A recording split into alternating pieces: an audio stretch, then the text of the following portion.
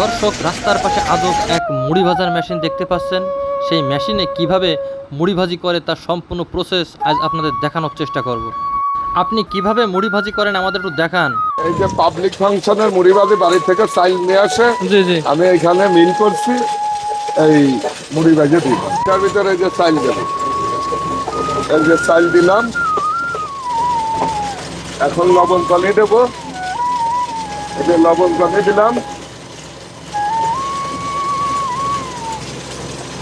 এখন থেকে এইটা ঘুরবে, ওই লবণ পানিটা শুকনো হবে, তারপরে দ্বিতীয়টাই দেবো, দিয়ে একটু হালকা ভাজা হবে, এইটাই ফুল ভাজে এইটা চাইল উঠে ফেলছে। চাইল ভাজে এখন এই পোয়া ভরে এক এক মত করে দিয়ে দিয়ে ওই আগে যেটা মাছ আছে ভাজিছে ওইভাবে করে ভাজে দেবে। এখন ওইটাতে কি মুড়ি হবে? হ্যাঁ, এখান থেকে মুড়ি হবে। দেখেন, এখন আমাদের একটু দেখান, ওইটা মুড়ি ভেজে আমাদের একটু দেখান। এই যে দেখেন আমি ভাজে দিচ্ছি,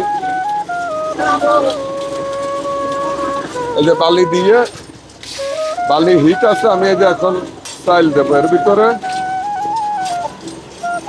এই যে চাইল দিলাম, মুড়ি হয়ে যাবে, এই যে মুড়ি, ঠিক আছে।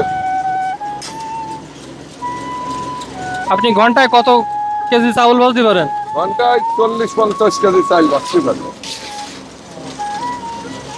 আপনি এটা ভাজার জন্য প্রতি কেজি কয় টাকা করে নেন?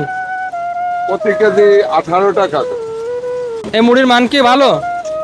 এই মুড়ি খাইয়ে দেখেন, এলো অরিজিনাল হাতে ভাজা মুড়ি।